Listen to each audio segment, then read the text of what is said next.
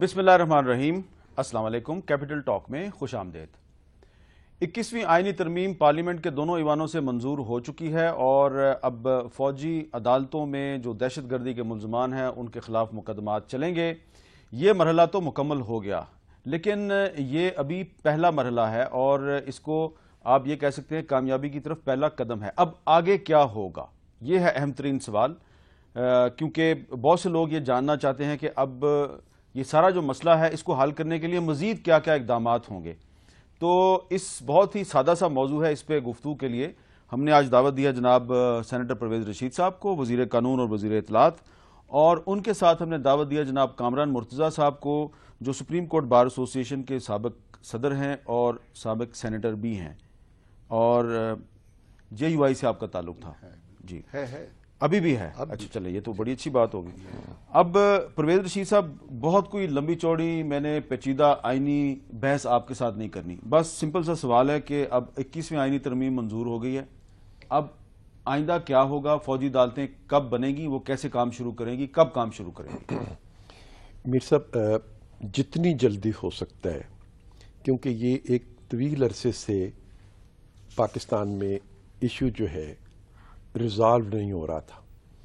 شکایت یہ تھی، ساری سوسائٹی کو شکایت یہ تھی، ریاست بھی اپنے آپ کو اس میں محسوس کرتی تھی کہ وہ آپریشنل نہیں ہو رہی، کہ جو لوگ دہشت گردی کے واقعات میں گرفتار ہوتے ہیں ان کو جب سزا دلوانے کے لیے عدالتوں میں پیش کیا جاتا ہے تو کچھ عمل اتنا پیچیدہ ہو جاتا ہے اور کچھ دوسرے عوامل جس میں دھمکیاں اور ججز کے لیے خوف کی ایسے ماحول اور فضا پیدا کر دی جاتی ہے، گواہان کے لیے فضا پیدا کر دی جاتی ہے کہ ان دہشت گردوں کو سزا نہیں ہوتی، اور یقیناً میری اور آپ کی نظر سے روزانہ یہ بات گزرتی ہے کہ وہ انہیں رہائی بھی ملنی شروع ہو جاتی ہے۔ ان کے لیے بھی ممکن نہیں ہے جن لوگوں پر الزام لگ جاتا ہے کہ انہیں انصاف جو ہے اس میں کٹہرے میں انصاف کے ان کو کھڑا کیا جا سکے۔ تو جیسا آپ نے خود فرمایا کہ یہ عمل جہاں تک قانون کی پیچیدگیاں تھیں، قانون کی عدم دستیابی تھی، وہ مہیا ہو گئی۔ جتنی جلدی، شاید 10 سے 15 دن سے زیادہ وقت نہیں لگے گا کہ یہ عدالتیں اپنا کام شروع کر دیں گی۔ اگلے 10 سے 15 دن میں یہ عدالتیں کام کرنا شروع کریں گی انشاءاللہ تعالی۔ اچھا، اور یہ ان کے لیے جو تفتیش ہوگی وہ کون کرے گا؟ گواہ جو ہیں ان کی پروٹیکشن کا کیا انتظام ہوگا؟ چونکہ بہت سے جو دہشت گردی کے واقعات ہیں ان میں تو گواہ بیچارے آپ کو میسر ہی نہیں ہوتے۔ جی، ایک شخص گیا، اس نے خود کش دھماکہ کسی جگہ پہ کیا اور اس کے ارد گرد تمام لوگ جو ہیں وہ اڑ گئے۔ جی، تو گواہان کے لیے آپ کو اب دوسری جو گواہیاں ہیں ان پر جو ان کے ٹیلی فون ریکارڈ ہیں لوگوں کے، اور فرینزک ٹیسٹ ہیں، اس طرح کی چیزیں جو ہیں ان کو الیکٹرانک جو گیجٹ کے ذریعے چیزیں اکٹھی کی جاتی ہیں، ٹھیک ہے، ان کے ذریعے گواہ بھی اگر دستیاب ہوں گے تو انہیں پروٹیکشن دی جائے گی۔ ٹھیک ہے۔ میں اگر آپ اجازت دیں تو یہ جو پاکستان آرمی امینڈمنٹ ایکٹ 2015 ہے، اس کے کچھ بنیادی نکات، اہم نکات میں آپ کو بتا دیتا ہوں۔ اس ایکٹ کے تحت اس شخص کو سزا دی جائے گی جس کا تعلق کسی بھی دہشت گرد گروپ یا تنظیم سے ہو یا اس کے ساتھ وابستگی کا خود دعویٰ کرتا ہو، یا دہشت گردی کے لیے مذہب یا مسلک کا نام استعمال کرتا ہو، یا تاوان کے لیے کسی کو اغوا کرے یا کسی کو قتل کرنے یا زخمی کرنے کا باعث بنے، یا دھماکہ خیز مواد، جنگی اسلحہ، ایسے آلات یا پرزے، یا خود کش جیکٹ رکھتا ہو یا سٹور کیا ہو، یا کہیں لانے یا لے جانے میں یا اس کو بنانے میں ملوث رہا ہو، یا خود کش حملے کے لیے گاڑی تیار کرے یا اس کو استعمال کرے، یا اس شک میں درج کسی غیر قانونی سرگرمی کے لیے کسی بھی نجی یا غیر ملکی ذرائع سے مالی لین دین کرتا ہو، یا کوئی ایسا کام کرتا ہو جس سے ملک یا کسی طبقے یا عوام یا مسلک یا کسی اقلیتی فرقے کو خوف لاحق ہو، یا پاکستان کے اندر دہشت یا عدم استحکام پھیلائے، یا ملک کے اندر یا باہر مندرجہ بالا درج کوئی کام کرنے کی کوشش کرے۔ اب اس میں پرویز رشید صاحب ایک چیز یہ ہے کہ تاوان کے لیے کسی کو اغوا کرے یا کسی کو قتل کرنے یا زخمی کرنے کا باعث بنے، تو کیا یہ صرف ان لوگوں کے خلاف یہ ایکٹ استعمال کیا جائے گا جن کا تعلق کسی مذہبی تنظیم سے ہے، یا ہر قسم کا دہشت گرد اس کے پکڑ میں آئے گا؟ جو ایسی تنظیمیں جو دہشت گردی میں ملوث ہیں اور جن کے نام سے ہم سب جانتے ہیں اور جن میں سے تقریباً تمام کی تمام کو کالعدم بھی قرار دے دیا گیا ہوا ہے.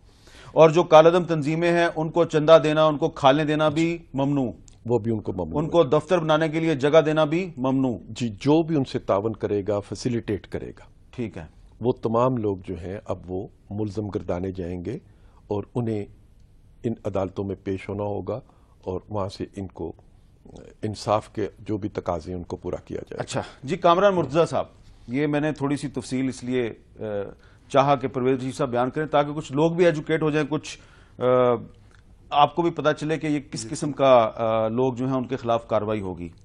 آپ کے خیال میں اب وقت یہ نہیں آ گیا کہ بجائے کہ ہم اس پر اعتراض کریں آگے کی طرف چلیں؟ میر صاحب، بات یہ ہے کہ یہ آگے کی طرف نہیں جا رہا ہے، یہ پیچھے کی طرف جا رہے ہیں یہ معاملات، اور یہ اس وقت معاملات اب بہت سال پہلے جا رہے ہیں. ان کو زیادہ ان حالات سے پتہ ہوگا یا پھر آگے کچھ عرصے بعد جا کے شاید یہ معاملات پتہ چلیں. ان باتوں پہ کسی کو اعتراض نہیں ہے کہ آپ ان کے خلاف ایکشن لیجیے. دہشت گردی کوئی بھی اس کو جو نا سپورٹ نہیں کرتا، قتل کوئی بھی اس کو سپورٹ نہیں کرتا، اغوا برائے تاوان کوئی بھی اس کو سپورٹ نہیں کرتا. اعتراض جو ہمارا بنیادی یہ ہے کہ دستور کے اس پلر کو، اس کو آپ نہ گرائیے جس کو آپ جو ہے نا جوڈیکیچر کہتے ہیں، جس کو جو عدلیہ کا جو نظام تھا آپ اس کو ڈسٹرب نہ کیجیے. پرابلم اس ملک میں یہ ہے، ابھی جب ہم باہر بیٹھے تھے بھی تو آپ ایک کیس ڈسکس کر رہے تھے، یا اس وقت بھی، اب مطلب اس میں پرابلم یہ ہے کہ ایویڈنس نہیں آتی ہے. انسفیشینٹ ایویڈنس کی وجہ سے جتنی ایکویٹل ہوتی ہے وہ سارے کا سارا بلیم جو ہے وہ عدلیہ پہ ہم شفٹ کر دیتے ہیں اور ان کو کہتے ہیں کہ جی وہاں سے سزائیں نہیں ہوتی. اگر تو بغیر شہادت کوئی سزائیں دینی ہیں تو پھر تو یہی کورٹ دے سکتی ہیں، کوئی دوسری کورٹ تو نہیں دے سکتی.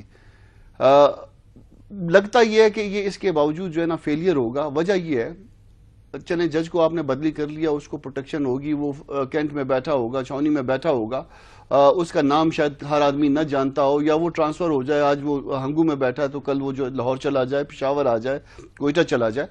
مگر پرابلم اس وقت آئے گا جب آپ گواہ کو اسی طرح سے نہیں لا سکیں گے. آپ یہاں پہ تو پرابلم یہ تھا کہ بیوی جو ہے وہ شوہر کے مرڈر کیس میں گواہی کے لیے نہیں آتی تھی. مسئلہ یہاں پہ آ رہا ہے.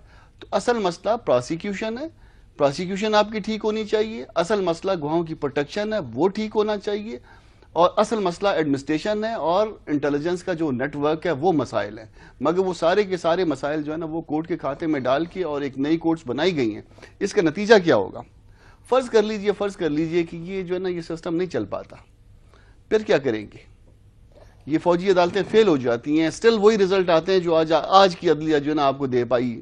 جو لوگ یہ کام جانتے تھے، جو لوگ 20 30 40 سال سے یہ کام کر رہے ہیں اور وہ کام جانتے ہوئے وہ آپ کے مطابق آپ کو نتائج نہیں دے پائے، تو جب وہ نتائج نہیں دے پائے تو جو لوگ کام نہیں جانتے وہ کیسے نتائج دے پائیں گے؟ یہ پہلا سوال ہوگا. اور دوسرا سوال یہ ہوگا کہ جب وہ نتائج نہیں دے پائیں گے پھر آپ کیا کریں گے؟ پھر وہ جواب یہ آئے گا کہ جناب پہلے عدالتی نظام ٹھیک نہیں تھا، اب ایڈمنسٹریشن ٹھیک نہیں. تو اگر یہ عدالتیں، آپ نے کہا کہ فرض کریں کہ یہ ناکام ہو جاتے ہیں، جی، تو فرض کریں کیونکہ آپ نے بھی فرض کیا تو میں بھی فرض کرتا ہوں، جی، فرض کریں کہ پہلے ہی 2 یا 3 ہفتے میں فوجی عدالتیں جو ہیں وہ 3-4 ایسے فیصلے دے دیتی ہیں کہ جس میں کہ جو بڑے بڑے مجرم ہیں ان کو سخت سزائیں ہو جاتی ہیں، پبلک اوپینین ان کے حق میں چلی جاتی ہے، پھر کیا کریں گے آپ؟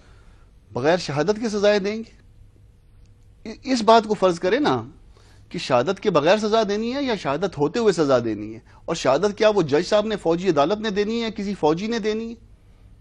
جب کسی فوجی نے وہ شہادت نہیں دینی ہے، وہ میں نے اور آپ نے دینی ہے، اور ہم اتنی جرت نہیں کر پا رہے اس وقت ان حالات میں کہ ہم جا کے وہ کٹہرے میں کھڑے ہو کے اس کے خلاف وٹنس بنے، تو پھر اس صورت میں یہ فوجی عدالتوں کا جو سزا دی گئی ہوگی وہ پبلک میں آئے گی کہ بغیر شہادت سزا دے دی. پھر آپ اداروں کے خلاف کھڑا کریں گے.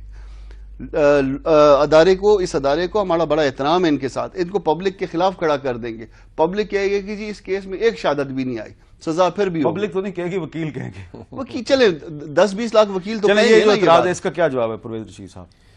میر صاحب، میرے محترم دوست جو ہیں وہ شہادت سے مراد صرف یہ لے رہے ہیں کہ ایک شخص ایسا ہم دستیاب کریں جہاں پر خودکش حملہ ہوا ہو اور اس شخص بیچارے کے پرخچے اڑ چکے ہوں. اب میرا دوست یہ چاہتا ہے کہ وہ جس شخص کے جسم کے ٹکڑے اڑ گئے تھے، یا وہ بچہ آرمی پبلک سکول کا وہ بچہ جس کو بالوں سے پکڑا گیا اور ماتھے پہ گولی مار دی گئی. اس بچے کو میں زندہ کروں اور وہ زندہ آ کے واپس بتائے کہ جناب ہمارے پہ اسکول پر حملہ ہوا تھا, میری ٹیچر کو کرسی پہ بٹھا کے آگ لگائی گئی تھی, میری ٹیچر کو میرے سامنے مارا گیا تھا, میرے بھائی کو میرے سامنے مارا گیا تھا, اور مارنے والا جو مارنے والے وہاں تھے وہ تو سارے جہنم واصل ہو چکے ہیں. اب ان کے پیچھے جو لوگ تھے جن کا ٹیلی فون ریکارڈ پکڑا گیا ہے, بھئی وہ ٹیلی فون شہادت دے گا, ٹیلی فون بولے گا, جو الیکٹرانک شہادت ہے وہ اس کے ان لوگوں کے بارے میں میسر ہے. شہادتیں صرف ایک قسم کی نہیں 10 قسم کی شہادتیں پیش کر دی جائیں گی. پاکستان کی انٹیلیجنس ایجنسیز جو ہیں وہ ان کا ٹریک ریکارڈ رکھتی ہیں, وہ عاقب دیں گی. دیکھیے بجائے اس کے کہ میں اپنے ان لوگوں کو جو یہ کام کرنے جا رہے ہیں میرے وطن کا دفاع کرتے تھے, میں انہیں پھولوں کے ہار پہناتا تھا. 65 کی جنگ 71 کی جنگ ہم انہیں پھولوں کے ہار پہناتے ہیں, ہم ان کے نغمے گاتے ہیں, ہم انہیں خراج تحسین پیش کرتے ہیں, ان کی برسیاں شہادت کے دن بناتے ہیں, ان کی قبروں پہ جا کے پھولوں کی چادریں چڑھاتے ہیں, نشان حیدر دیتے ہیں. وطن کے وہی سپاہی, وہی جوان, وہی افسر دوبارہ اپنے آپ کو پیش کرتے ہیں کہ ہم آپ کا مقدمہ بھی چلائیں گے, ہم آپ کے خلاف شہادت بھی لے کے آئیں گے, ہم ان کی تفتیش اور تحقیق کر کے ان کے بارے میں ریکارڈ بھی پیش کریں گے, جو ان میں سے گرفتار ہیں ان کے بارے میں جو ریکارڈ دستیاب ہے وہ سارا پیش کریں گے. تو ہم تو ان کے ساتھ کھڑے ہوں گے نا. پوری پاکستانی کی قوم نے کہا بالکل آپ یہ کام کرنے کو تیار ہیں, آپ کے ساتھ کھڑے ہیں, ہم ان کے ساتھ کھڑے ہیں.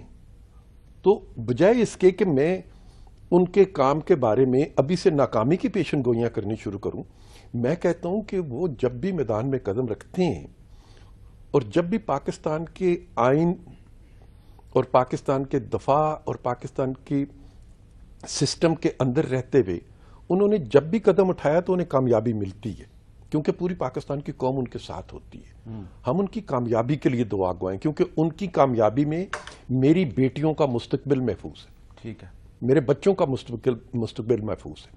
تو میں ان کی کامیابی کے لیے دعا گوں اور مجھے یقین ہے کہ وہ کامیاب ہوں گے. اچھا کامران مرتضیٰ صاحب, اب اگر پارلیمنٹ نے ایک آئینی راستہ اختیار کیا ہے, آئین کے ذریعے یہ ایک راستہ دیا گیا ہے فوجی عدالتوں کو, تو جمہوری حکومت ہے, منتخب پارلیمنٹ ہے, اس نے آئینی راستہ اختیار کیا ہے. دو باتیں میر صاحب, تو اس پر اعتراض کچھ غیر ضروری نہیں لگ رہا؟ ہاں, اس وقت بظاہر جو ہے نا, اس وقت ہم ایک اس میں 16 دسمبر کے زیر اثر ہیں اور دوسرا اور بھی معاملات ہیں جن کے ہم زیر اثر ہیں.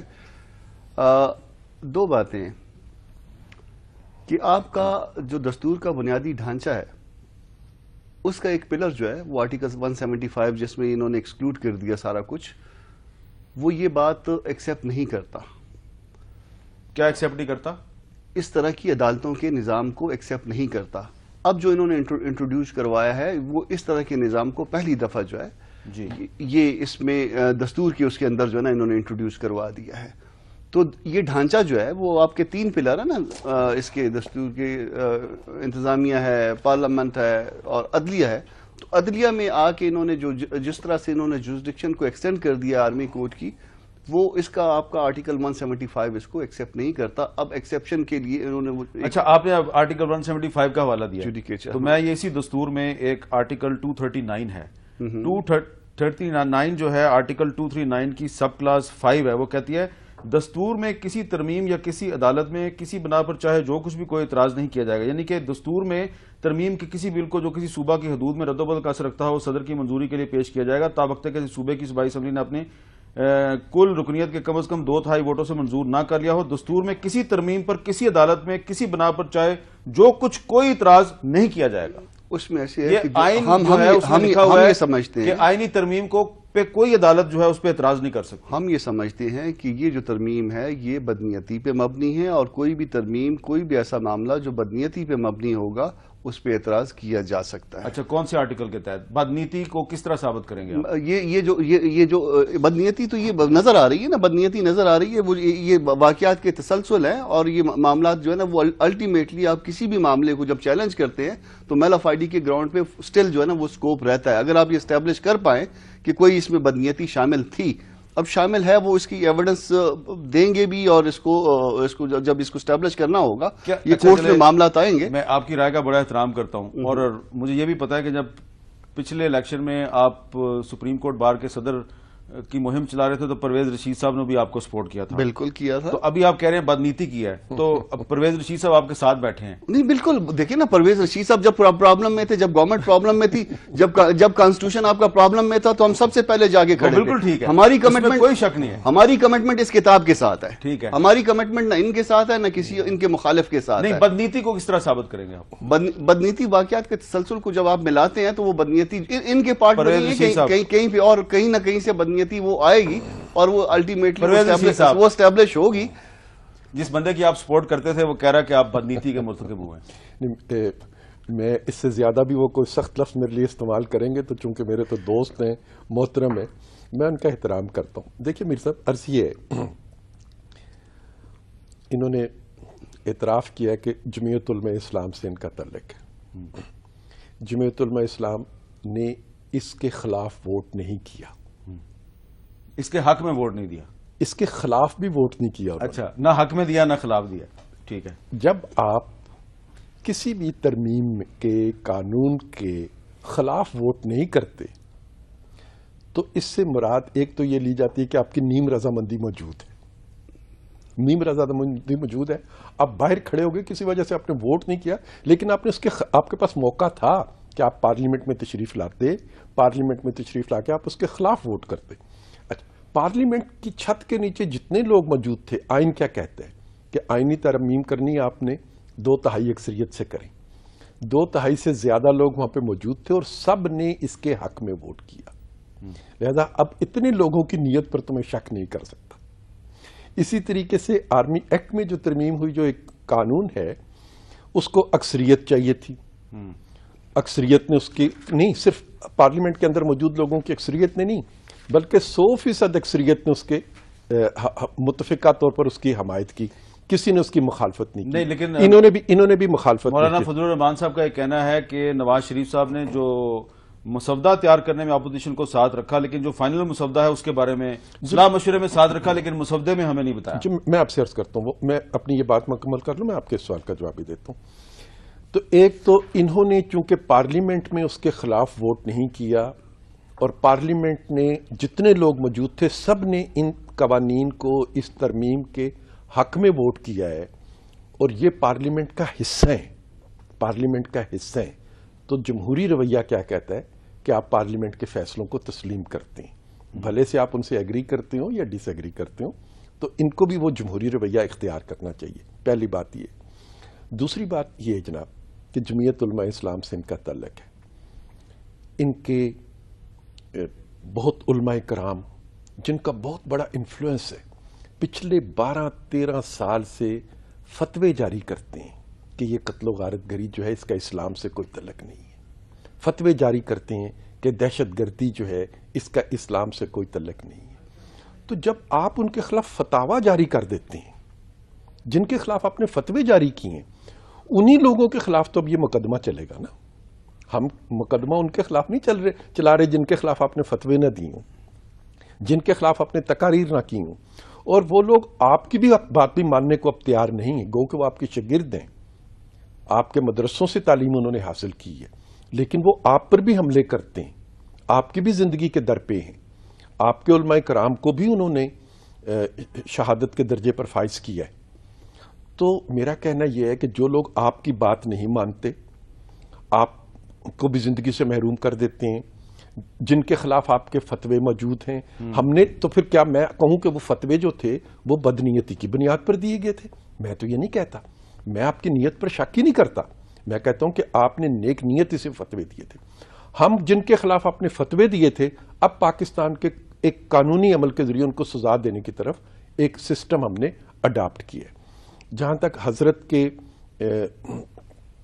شکایت کا تعلق ہے، ان سے چونکہ میرے ذاتی مراسم ہیں، میرا بہت احترام ہے، میں بالکل کوئی ان کی بات کی تردید نہیں کرنا چاہتا، لیکن رات 12 بجے تک بھی ہم ان کے ساتھ رہے اور صبح 9:30 بجے پھر ان کے ساتھ تھے، اور 11 ساڑھے 11 تک ہم ان کے، میں، اسحاق ڈار صاحب، بیرسٹر ظفر اللہ خان صاحب، ہم ان کے ساتھ تھے. آپ بھی موجود تھے وہاں پہ. یہ خود آپ کو بتائیں گے کہ مشاورت کے عمل میں کس حد تک ہم نے ان کو اکاموڈیٹ کرنے کی بھی کوشش کی, ان کو مسائل کو سمجھانے کی بھی کوشش کی, جو وقت کی ضرورت ہے اس سے بھی انہیں آگاہ کرنے کی کوشش کی. ہماری بدقسمتی کہ ہم ان کو شاید قائل نہیں کر سکے, یا ہم نے قائل کر بھی لیا ہو تو کچھ دوسرے ایسے مسائل ہوں جن کے بارے میں یہ زیادہ بہتر روشنی ڈال سکتے ہیں, جن کی وجہ سے انہیں یہ رویہ اختیار کرنا پڑا. لیکن اب چونکہ یہ پارلیمنٹ اس کو منظور کر چکی ہے, یہ جمہوری نظام کا حصہ ہیں, ایک سیاسی جماعت ہیں, اس پارلیمنٹ کا بھی یہ حصہ ہیں, تو انہیں بہرحال پارلیمنٹ کے فیصلوں کی دعا گو ہونا چاہیے, کم سے کم بدنیتی پر مبنی نہیں کہنا چاہیے. ٹھیک ہے. اور اس کی ناکامی کے تصورات سے بھی انہیں اپنے آپ کو دور کر, ہمیں یہ ضرور کہنا چاہیے کہ دہشت گرد ناکام ہوں گے. چلے یہ کہ میں پوچھتا ہوں ابھی کامران صاحب, میں آپ سے پوچھتا ہوں, ایک وقفہ لینا جی, اور وقفے کے بعد دوبارہ ملتے ہیں.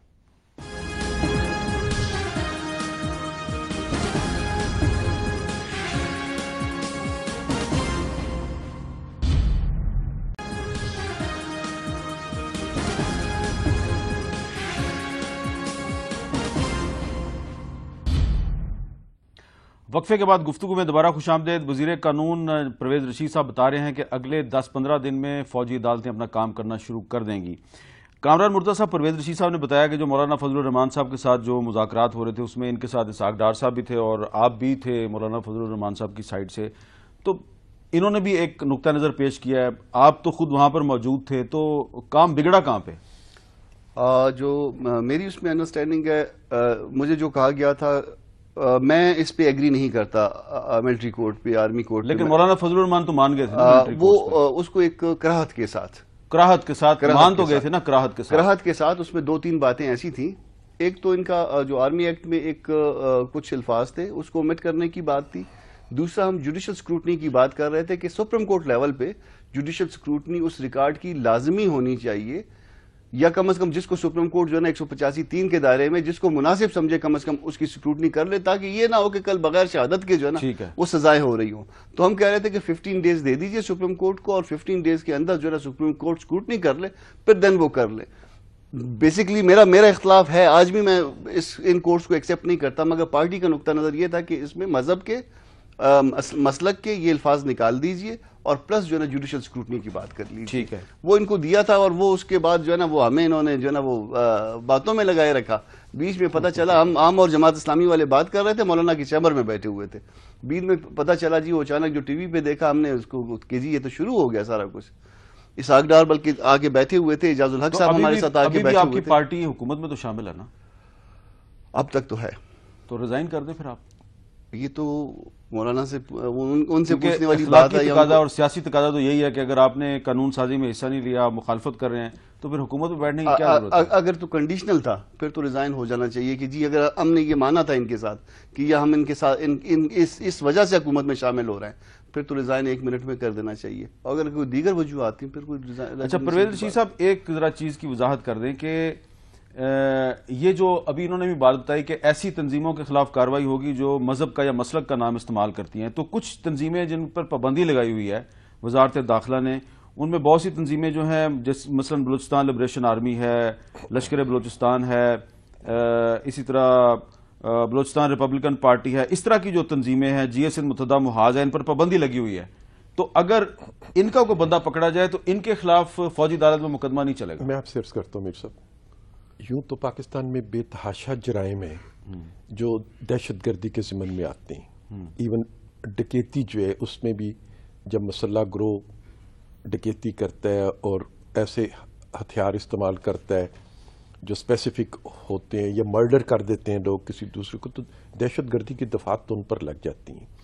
ہم یہ جو لوگ اس کی آج مخالفت کر رہے ہیں, ان کا دوسرا مطالبہ ہی ہوتا ہے, جو کہتے ہیں کہ جی ملٹری کورٹس نہیں ان کام کے لیے بھی نہیں بننی چاہیے جس کام کے لیے بنی ہے, جو یہ کہہ رہے ہیں کہ اس کام کے لیے بھی نہیں بننی چاہیے جس کام کے لیے بنی ہے. جب کہا جائے کہ اس کام کو نپٹانا بہت ضروری ہے, تو پھر ان کا مطالبہ ہے کہ اچھا چلیں پھر سارے ہی جرائم کو اس میں ڈال دیں. یعنی پھر اس کا اتنا بڑا آپ وسعت اختیار کر جائے گا کہ پھر آپ کے لیے قانونی اور دشواریاں پیچیدگیاں جو ہیں ہو سکتی ہیں. پھر اگر کوئی اسے عدالت میں چیلنج کرے گا تو شاید عدالت میں چل کے ڈیفینڈ کرنا، کیونکہ پھر پاکستان میں قوانین موجود ہیں، عدالتیں موجود ہیں، انسداد دہشت گردی کی عدالتیں بھی موجود ہیں، وہ اپنا کام بھی کر رہی ہوتی ہیں، اور جو عام کرمنلز ہیں انہیں وہ سزا بھی دے رہی ہوتی ہیں. تو ہم نے اس کو رکھا تھا کہ جتنا اس کو محدود رکھا جا سکے. جو سب سے بڑا ایشو ہے دہشت گردی کا، اس تک صرف اس کو محدود رکھا جائے، اس کو لامحدود نہ کیا یہ جائے. صرف مذہبی دہشت گردی کے متعلق ہے، جو مذہب کا نام استعمال کرتے ہیں، مذہبی دہشت گردی نام کی کوئی چیز ہے ہی نہیں. جو مذہب کا نام استعمال جو کرتے مذہب کا نام استعمال کر دہشت گردی کرتے ہیں، کیونکہ مذہب تو ہمارا مذہب تو سلامتی کا مذہب ہے، امن کا مذہب ہے. تو جو بلوچستان کی آزادی کے نام پہ سیکورٹی فورسز پر حملے کرتے ہیں وہ دہشت گردی نہیں لیکن کرتے؟ ان کے لیے عدالتیں، انسداد دہشت گردی کی عدالتیں موجود ہیں ان پہ. ٹھیک ہے. میں نے آپ سے عرض کیا کہ ہم اس کو محدود رکھنا چاہتے تھے، تاکہ، اور پھر اس کے لیے اسپیسیفک پیریڈ رکھا 2 سال کا، کہ 2 سال تک یہ عدالتیں کام کریں گی، اس کے بعد یہ خود بخود سن سیٹ کلاز ہے اس کی، یہ خود بخود ختم ہو جائیں گی. ان کو محدود رکھنے کا مقصد بھی یہی تھا کہ صرف جو سب سے بڑا چیلنج ہمیں درپیش ہے اس وقت، اس چیلنج سے نبرو ازما ہوا جائے. اچھا کامران مرزا صاحب، کیا یہ بات درست نہیں ہے کہ یہ جن تنظیموں کا میں نے نام لیا، بلوچستان کی اور سندھ کی جو تنظیمیں ہیں جن کو ہم کہتے ہیں سیپریٹسٹ ملیٹنٹس ہیں، یہ خود کش حملہ تو نہیں کرتے؟ یہ خود کش حملہ نہیں کرتے، مگر اس کے لیے ان کو مارنے کے لیے پھر دوسرا طریقہ استعمال بچوں کر پر، لیتے اسکولوں ہیں. پر حملہ بھی نہیں کرتے؟ نہیں، یہ ایک ہاں سیکورٹی فورسز پر حملہ کرتے ہیں جو کہ قابل مذمت ہے. نہیں، لیکن میر صاحب جب سیکورٹی فورسز پہ کوئی حملہ کرتا ہے تو اس کے لیے آرمی ایکٹ میں پہلے سے گنجائش موجود ہے. ٹھیک ہے. ان کے مقدمے پھر وہاں پہ چلیں گے، اس کے لیے ضرورت نہیں. مگر اسٹل وہ ان کے پرویو میں نہیں آ رہے، وہ اسٹل ان کے پرویو میں نہیں آ رہے، نہ ان کا کبھی کوئی ٹرائل ہوا ہے. یہاں پہ ان کا کہنا یہ ہے کہ جو اسلام کا نام لیتے ہیں یا کسی فقہ کا یا فرقے کا نام لیتے ہیں ان کے خلاف، تو اس کو، اس دہشت گردی کو نا انہوں نے کالی، نیلی، پیلی جو ہے نا ان اقسام میں تقسیم کر دیا ہے. دہشت گردی نہیں رہی ہے.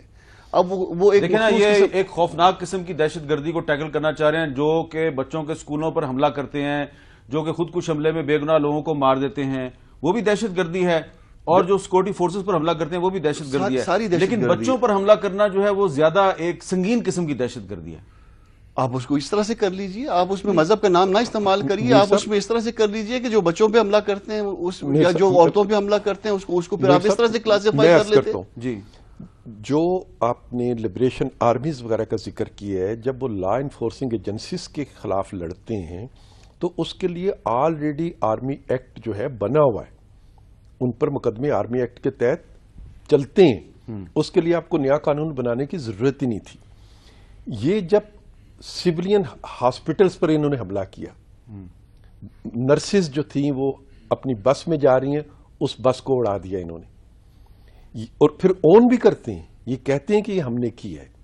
یہ مساجد پر حملہ کرتے ہیں، یہ امام بارگاہوں پر حملہ کرتے ہیں، چرچز پر حملہ کرتے ہیں، مندروں پر حملے کرتے ہیں، عبادت گاہوں کو، اور پھر اس کو مانتے ہیں کہ ہم نے کیا. اب ان کے لیے یہ ضروری تھا کہ پاکستان میں یہ جو دہشت گردی جس کا ہم شکار، اور پھر نام لیتے ہیں میرے مذہب کا. میرا مذہب تو امن کا، سلامتی کا، پیار کا، محبت کا مذہب ہے. میں یہ 2 جرم کرتے ہیں، انسانوں کو جان سے محروم کرتے ہیں اور میرے مذہب کو بدنام بھی کرتے ہیں.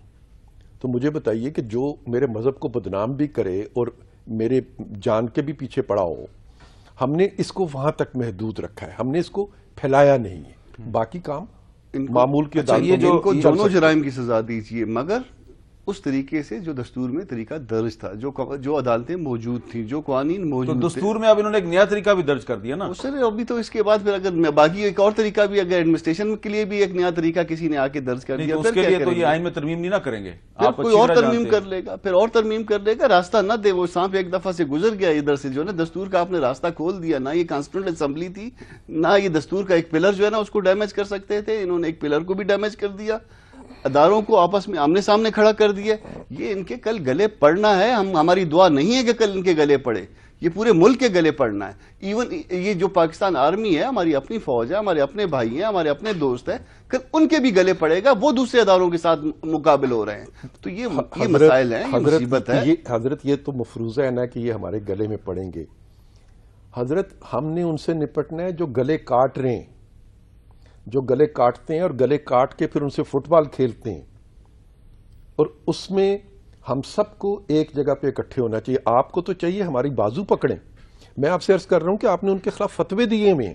ہم آج بھی فتویٰ دیتے ہیں. میں کہتا ہوں کہ نہ وہ مسلمان ہے نہ وہ انسان ہے ایون. تو میں آج بھی کہتا ہوں جس کے خلاف آپ نے فتویٰ دے دیا اس کو سزا دلوانے سے آپ کیوں خوف زدہ ہوتے ہیں؟ اور اس پہ آپ یہ ہمیں ڈرانے کی کیوں کوشش کرتے ہیں کہ تم اگر انہیں سزا دلواؤ گے تو یہ تمہارے گلے پڑ جائے گی سزا. او بھائی میرا گلا تو پہلے ہی انہوں نے کاٹنا شروع کیا ہوا ہے. میں گلے کاٹنے والے کو پکڑوں گا یا جو میرے گلے پڑے گی مفروضے کے طور پر اس سے خوف زدہ ہو کے اپنے گھر بیٹھ جاؤں گا. اچھا یہ بتائیں کہ یہ جو فوجی عدالتوں کی جو کارروائی ہوگی کیا میڈیا اس کی کوریج کر سکے گا؟ میرے صاحب فوجی عدالتوں کا اپنا طریقہ کار ہوتا ہے, مجھے معلوم نہیں ہے. جو ان کا طریقہ کار ہے وہ اپنے طریقہ کار کے مطابق کریں گے. میرا خیال ہے کہ ہمیں ان چیزوں کی بجائے کہ ان کی میڈیا کوریج کی جائے اور پھر اس کے بعد اس میں وہ ان کو ہائی لائٹ کیا جائے یا گلیمرائز کیا جائے, ان چیزوں سے تو پرہیز ہی کرنا چاہیے. مقصد ہمارا صرف ایک ہونا چاہیے, خواہ وہ میڈیا ہے, خواہ وہ وکلا صاحبان ہیں, سیاسی جماعتیں, اور سب نے مل کے ایک متفقہ فیصلہ کر لیا ہے کہ ہم نے ان لوگوں سے نپٹنا ہے اور پاکستان کی جان ان سے چھڑانی ہے. نقطہ نظر ہمارا یہ ہے, ہمارا نقطہ نظر دوسرا کچھ نہیں ہے. آپ کے پاس کرنے کو اور بڑے کام ہیں کوریج کرنے کے لیے جو آپ کرتے رہتے ہیں, آپ کرتے رہیے. آپ حکومت پر تنقید کیجئے, حکومت کی برائیاں سامنے لے کے آئیے.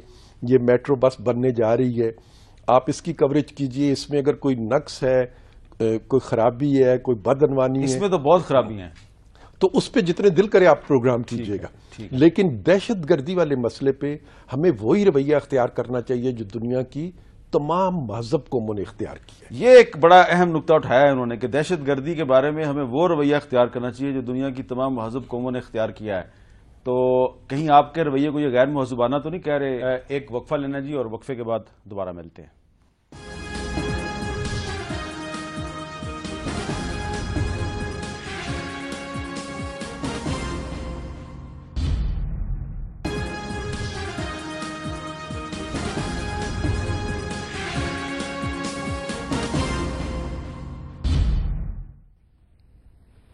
وقفے کے بعد گفتگو میں دوبارہ خوش آمدید. کامران مرتضیٰ صاحب, کہیں ایسا تو نہیں کہ عمران خان کا دھرنا ختم ہو گیا تو اب اس کو آپ فوجی عدالتوں کو مسئلہ بنا کے JUI, جماعت اسلامی اور کچھ دیگر مذہبی جماعتیں مل کے آپ بھی ایک دھرنا شروع کر دیں؟ نہیں, وہ تو دھرنا دوبارہ شروع کر رہے ہیں. شاید آج تو خبر آئی کہ 12 سے یا 12 کے بعد جو ہے نا وہ دوبارہ سے وہ کر رہے ہیں اس کو. تو JUI کا مجھے نہیں پتا, مگر چونکہ اس وقت پارٹ آف گورنمنٹ ہے تو اس وقت تو مناسب. آپ یہ نہیں سمجھتے کہ اب اگر ایک کنسنسس ہو گیا ہے قومی اسمبلی کے اندر, سینٹ کے اندر, اکثریتی جو سیاسی جماعتیں ہیں, میجورٹی نے اگر ایک آئینی ترمیم کر دیا تو ان کو ایک چانس دیں, آپ چیک تو کریں گے کیا کامیاب ہوتے ہیں؟ چانس تو مل گیا نا. اب اس کو مختلف لیول پہ جو ہے نا وہ کریں گے. ایک طرف تو وکلا اپنے طور پہ کر رہے ہیں, کل کنونشن ہے لاہور میں, شفقت نے بلوایا ہوا ہے, لاہور ہائی کورٹ بار کی طرف سے ہے. اس میں وکیل سارے اکٹھے ہوں گے, وہ رائے آ جائے گی. آج پٹیشن فائل ہو گئی ہے ایک سپریم کورٹ میں ملٹری کورٹس کے خلاف. جی, میری انفارمیشن. اچھا, آپ بھی تو ایک پٹیشن فائل کرنے والے تھے, آپ کو آسمان جہانگیر نے روک دیا. یہ تو میرے اور آپ کے درمیان بات, اس کے درمیان بات. کیونکہ آپ جب پریزیڈنٹ کا الیکشن لڑ رہے تھے تو آپ کو نہ صرف آسما جہانگیر صاحبہ نے, پرویز رشید صاحب نے, مولانا فضل الرحمان نے, پیپلز پارٹی نے زرداری صاحب نے سپورٹ کیا تھا, ہے نا. یہ خاص بات تھی اس میں, خاص بات. تو اب آپ کو پٹیشن دائر کرنے سے روکا ہے, کسی اور نے آج پٹیشن دائر کر دی. آج کسی اور کی طرف سے پٹیشن آئی ہے اور دیکھتے ہیں کہ اب اس کا کیا بنتا ہے. دیکھیے, اب اگر فرض کر لیجئے کہ سپریم کورٹ بھی یہ کہہ دیتی ہے, ایک ہماری انڈرسٹینڈنگ ہے لا کی, میری اپنی انڈرسٹینڈنگ ہے, اچھی ہے یا بری ہے. اگر فرض کر لیجئے کہ کل سپریم کورٹ کہہ دیتی ہے کہ نہیں ٹھیک ہے, ان کا اختیار ہے, تو پھر تو ہم سپریم کورٹ کے ساتھ ہیں جو وہ کہیں گے.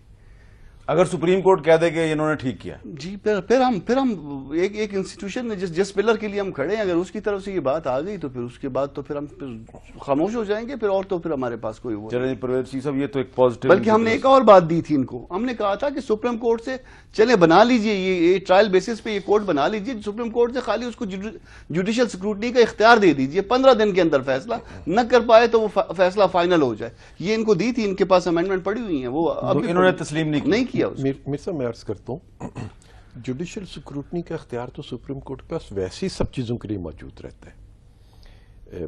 کوئی بھی پاکستان میں جو ماضی میں بھی فیصلے ہوتے رہے ہیں, مارشل لا کورٹس سے ہوئے یا سمری ملٹری ٹرائل ہوئے یا آرمی ایکٹ کے تحت مقدمے چلتے ہیں, لوگ ان کو جوڈیشنل اسکروٹنی کے لیے تو لے جاتے ہیں سپریم کورٹ میں, انہیں چیلنج کر لیا جاتا ہے.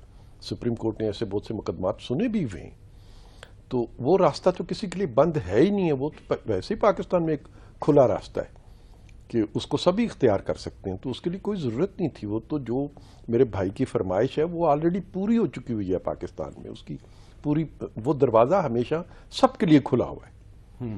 تو یہ کہتے ہیں کہ گورنمنٹ کے پارٹ پہ یہ کمٹمنٹ ہے کہ سپریم کورٹ کے لیے یہ دروازہ ہمیشہ کے لیے کھلا ہے کہ وہ اس ریکارڈ کی اسکروٹنی کر سکتا ہے. میں نے آپ سے ہمیں کوئی اعتراض نہیں ہے, چلے 2 سال کے لیے کر لیں گے. میں نے آپ سے عرض کیا کہ یہ دروازہ سپریم کورٹ کا ویسے ہی کھلا ہوا ہے, اس کا فیصلہ تو سپریم کورٹ نے کرنا ہے نا جی. جی دیکھیں نا, اب ادھر سے بھی آپ دیکھیے نا سیکشن 2 دیکھیے, یہ جو امینڈڈ جو دستور میں امینڈمنٹ انہوں نے متعارف کرایا, اس کی سیکشن 2 دیکھیے, اس کی اپلیکیشن کو روکا 175 کی اپلیکیشن کو. یہ پروویژن دیکھیے اس کا, پروویژن دیکھیے اس کا جی, وہ بالکل موجود ہے. ہم تو اسپیسیفکلی ایکسکلوڈ کیا ہے انہوں نے کورٹس کی power. Amendment of article 175 of the constitution, اس کا پروویژن دیکھیے. provided that the provisions of this article shall have no application to the trial of persons under any of the acts mentioned at serial number 6, 7, 8 and 9 of the subpart 3 of the part 1 of the first schedule, who claims or is known to belong to any terrorist group or organization using the name of religion or a sect. Explanation. تو یہ تو اس کے بارے میں, اس میں تو supreme court کا کوئی ذکر نہیں ہے. نہیں, سپریم کورٹ کا نہیں ہے نا. تو 175 کس بارے میں, 175 میں یہ پروویژن جو ایڈ کی ہے انہوں نے 175 میں کی ہے نا. اب ذرا ایک منٹ کتاب پہ چلے جائیے, اس کے باوجود کتاب دیکھ لیجیے نا, اس کے باوجود یہ فرما رہے ہیں, میں عرض کرتا ہوں میر صاحب, اس کے باوجود یہ فرما رہے ہیں کہ آج ایک پٹیشن دائر بھی ہو گئی ہے. تو فیصلہ میرا کہنا ہے کہ سپریم کورٹ کا دروازہ تو کسی نے بند کوئی کر ہی نہیں سکتا نا جی. سپریم کورٹ کے دروازے تو کھلے ہیں. اب یہ سپریم کورٹ فیصلہ اس پہ سنا دے گی. اچھی بات جو انہوں نے کی میرے بھائی نے, جس سے مجھے خوشی ہوئی اور اطمینان ہوئی, کہ پارلیمنٹ میں جو کچھ ہوا اس پہ شاید ان کی اپنی ریزرویشن ہے, اس پہ یہ آمادہ نہیں ہو رہے. سپریم کورٹ سے ورڈنگ آ جائے گی تو انہوں نے کہا کہ ہم اس کو تسلیم کر لیں گے. تو چلیے, اب ان کی پٹیشن جو ہے, جو یہ فرما رہے ہیں کہ پٹیشن چلی گئی ہے, اس وقت تک اس کو جس کی بھی چلی گئی ہے, تو دیکھتے میرا کہنا یہ ہے کہ چلے کم سے کم اگر کہیں سے بھی یہ مطمئن ہو جاتے ہیں وہ اپنی جگہ پہ. لیکن میری تو ان سے گزارش یہی ہوگی کہ بینگ اے پولیٹیکل پارٹی کے پارلیمنٹ کے حصہ ہونے کے, پارلیمنٹ کی اکثریت نے جب اس کو تسلیم کر لیا ہے, تو آپ کا جمہوری رویہ جو ہے اس کا تقاضا یہی ہے کہ اب آپ اس فیصلے کو تسلیم کر لیں. بہت بہت شکریہ پرویز رشید صاحب, بہت بہت شکریہ کامران مرتضیٰ صاحب. یہ جو ساری گفتگو ہوئی ہے اس میں وزیر قانون اور وزیر اطلاعات پرویز رشید صاحب نے بہت سی باتیں وضاحت کے ساتھ آپ کے سامنے پیش کی ہیں. میرے خیال سے جو اہم ترین بات ہے وہ یہ ہے کہ جو کالعدم تنظیمیں ہیں, جن تنظیموں پر حکومت نے پابندی لگا دی ہے, ان تنظیموں کے وہ لوگ جو کہ دہشت گردی جیسے کبھی افعال میں ملوث ہوتے ہیں, نہ صرف ان کے خلاف فوجی عدالتوں میں مقدمہ چلے گا بلکہ ان لوگوں پر بھی مقدمہ چلے گا جو کہ کسی بھی کالعدم تنظیم کو چندہ دیتے ہیں یا اس کی مالی مدد کرتے ہیں یا اس کو اپنا دفتر کرائے پہ دیتے ہیں. اس قسم کے جو تمام لوگ ہیں ان پر فوجی عدالتوں میں مقدمہ چلے گا. شرط صرف یہ ہے کہ یہ افراد کسی ایسے گروہ کے ساتھ, ایسی تنظیم کے ساتھ ان کا تعلق ہو جو مذہب یا مسلک کے نام پر یہ سارا کام کرتے ہیں. تو اب یہ ایک بہت بڑا چیلنج ہے حکومت کے لیے بھی, فوجی عدالتوں کے لیے بھی. کامران مرتضیٰ صاحب اور کچھ دیگر جو وکلا حضرات ہیں وہ اس پہ اعتراضات بھی کر رہے ہیں, لیکن ہماری یہی دعا ہے کہ اگر پارلیمنٹ نے ایک آئینی ترمیم کے ذریعے یہ راستہ اختیار کیا ہے تو اللہ تعالیٰ انہیں کامیاب کرے. اجازت دیجیے, اللہ حافظ.